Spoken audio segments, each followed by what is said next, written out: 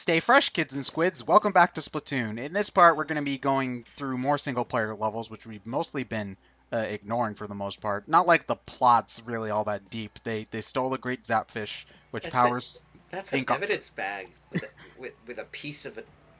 Yeah, This game's load screens are dark, man. yeah, yeah. It's kind of weird that the Octolings stole all of the Inklings' power, even though we can still do Turf War even when we don't have the thing back. So, whatever. Actually, another thing that people found by hacking into the game is that there's a playable Octoling mode where you can play as the Octopus Girls here, or at least have their haircuts, which neat, I guess. I suppose. They're kind of losers, though. They kind of die pretty easily. So, what? They're also kind of Yeah. dumb. This is, if you don't really want to play online, this is the closest you'll get to kind of, these Octoling missions are the closest you'll get to replicating the multiplayer experience, because most of these actually take place on multiplayer maps. Like, this is Black Belly Skate Park, which is one of the multiplayer maps. Although they... Probably my least favorite map. I don't know.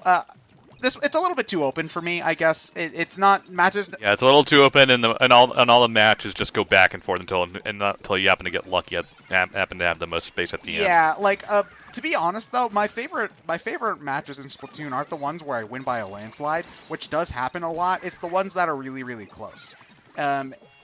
You don't know the pain of losing by 0.1%. Oh no, I do know the pain of losing by 0.1%, dude. I had a 0.2% just last night, so yeah. Yeah, but winning by 0.1%.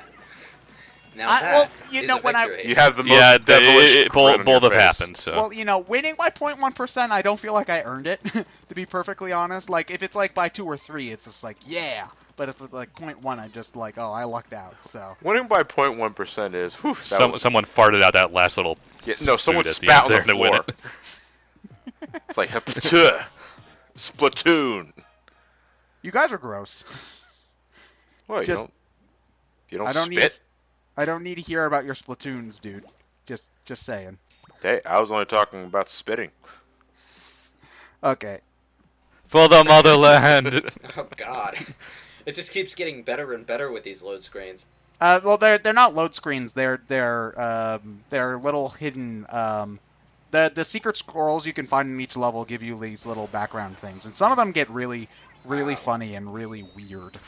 We've already most of the early ones are pretty kind of whatever. Like there was one that was Paradise, which had an Adam and Eve octopus with a squid snake, like trying to give them an apple. This fucker.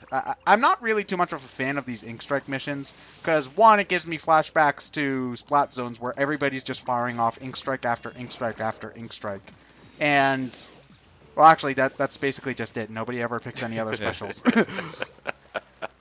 Oh, well, speaking of that, favorite specials? Kraken, probably. Well, it's kind of.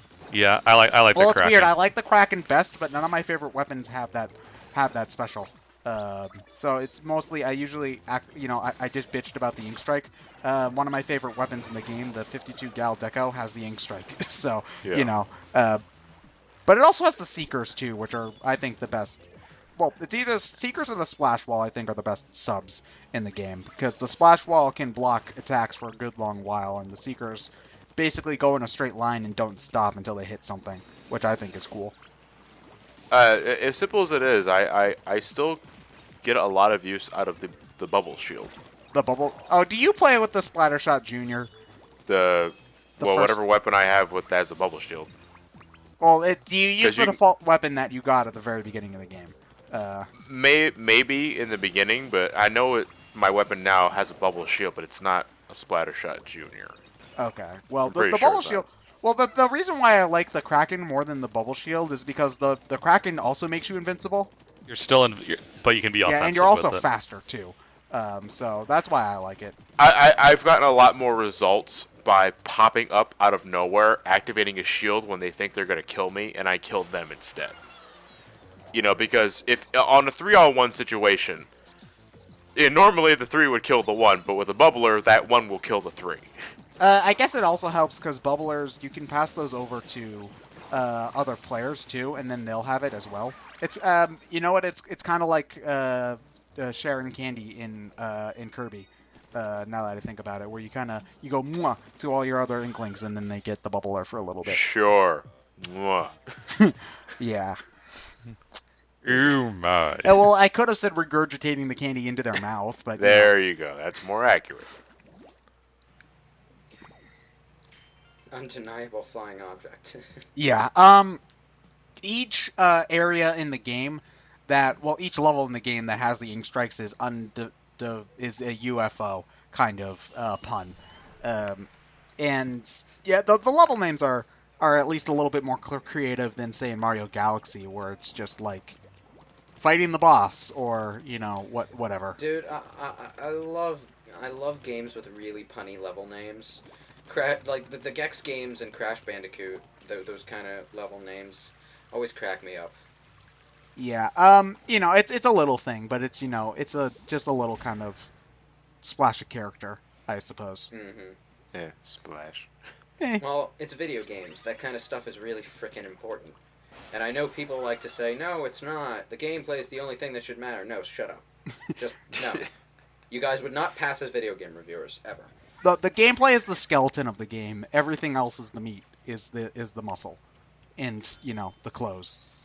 Fuck this boss with the sniper this is rifle. this is probably one of the hardest things to do with the sniper rifle, actually. No, that's a really that is a really apt description though, because yeah, you're right. The gameplay is the skeleton and everything else is the meat, and the meat can't do much without a skeleton to hold it up. It just becomes boneless chicken from Cow and Chicken, and well, that's no fun. I think we may be losing our metaphor here.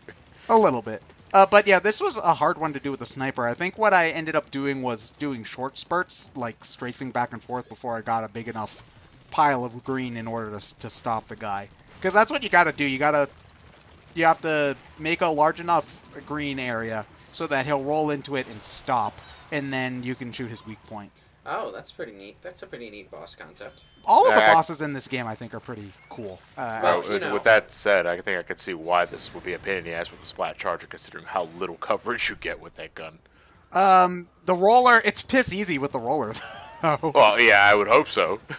One of the things about bosses in modern games is that they try to be both epic and realistic at the same time, and that's not an easy combination to pull off. So what you wind up getting is a lot of really repetitive boss fights based around quick time events and shit.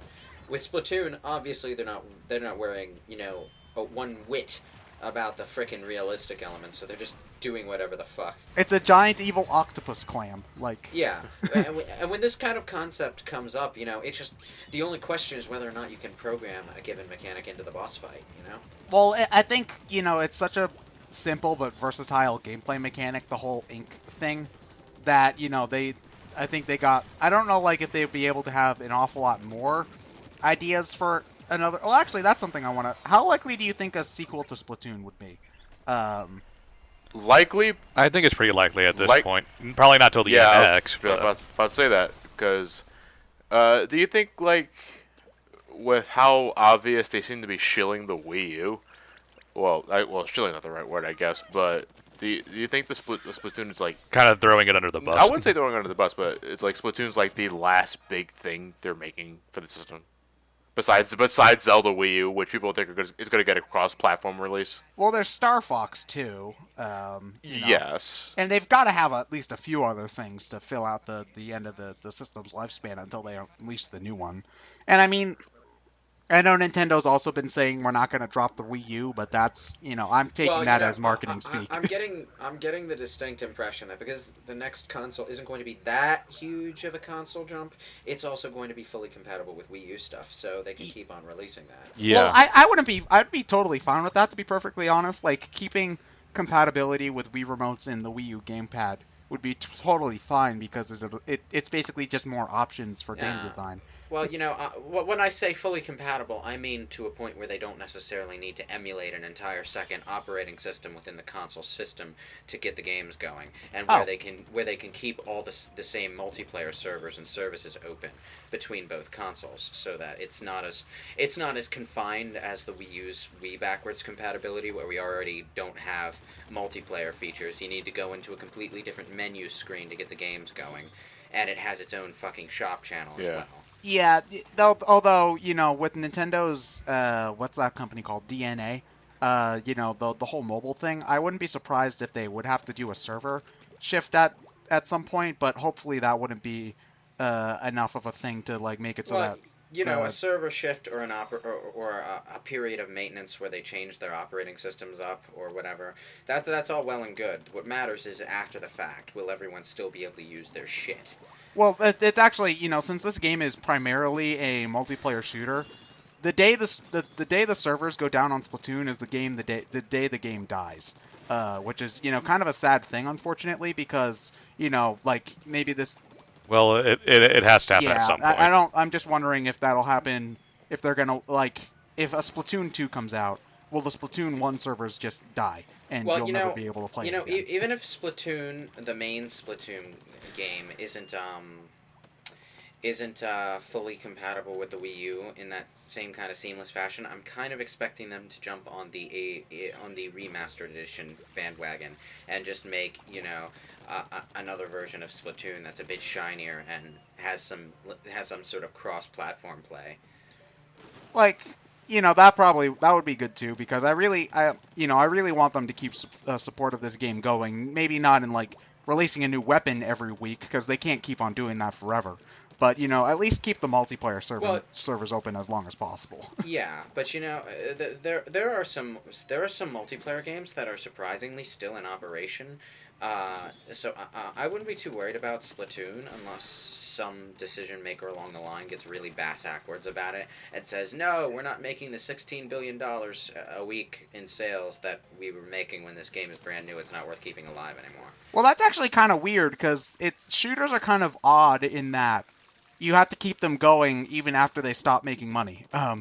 Oddly enough, because like once everybody's bought Splatoon, they're playing it, and so you're not making money anymore, but there's still an expectation to keep the game going. So, which is Well, yeah.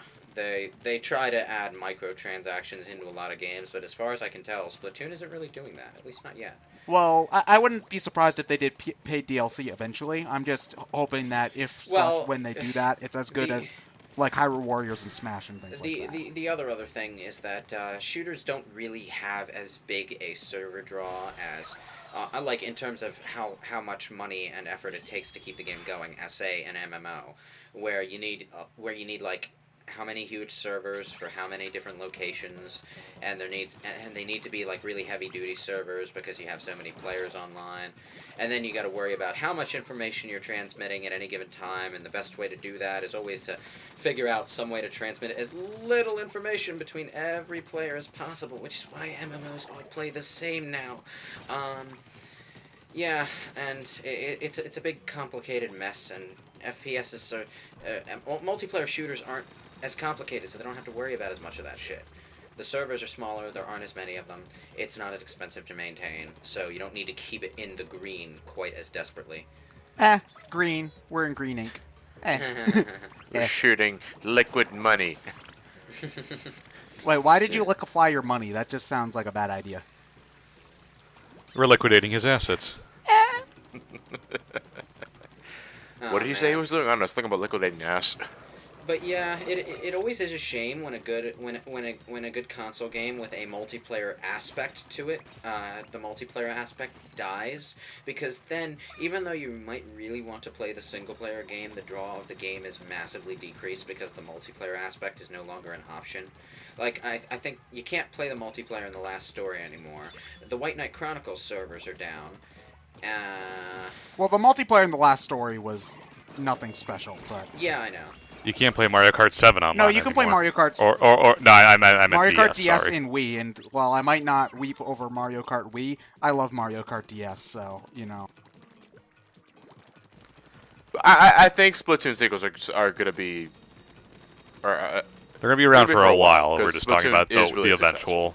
For some certain games, there are some fan servers that keep games alive, like way past their multiplayer expiration date. I think there's Project M. Project M has its own servers now, so people can still play Brawl. That's harder to do with Nintendo than other, because Nintendo has its bass backwards server stuff, though, right? Like I know that there is some sort of roundabout thing you can do to play some Wi-Fi connection games online, but it's definitely not as easy as like if you're playing a PC game, a PC shooter, for instance, and the official servers are down, but somebody's just got one open in his basement somewhere. Yeah, and you always have to. Well, that's just mainly a console thing, really, because on the PC, it's a lot easier to just go into a configuration file, type in something that tells the game to look for a different server, Whereas on a console game, you have no access to the configuration file, so you probably need like a modded console to even think about it. Yeah, that's true. Which you have if you're using Project M in the first place. Yeah. Not like the Wii is hard to mod. No, it's really simple. Is the Wii U harder to mod though? Yes. Okay. I haven't heard much about Wii U mods, but At the same time, though, I really don't want to mod my consoles until I have a lot of money and enough money to have a spare that I can mod and just keep an officially untampered console to play with when I'm not doing modded shit. yeah, that's understandable. Or at least I'm gonna wait until my warranty runs out anyway. Well, it's not the warranty. I don't give a shit about the warranty because my consoles always last too long for that anyway. But here's the thing, okay? If you fuck something up with a console, it's not as easy to undo as with a PC, where you can do system restores and fixes, or just or just factory reset your computer. Whereas if you botch up your console, you don't have a reinstall disk for your operating system or whatever.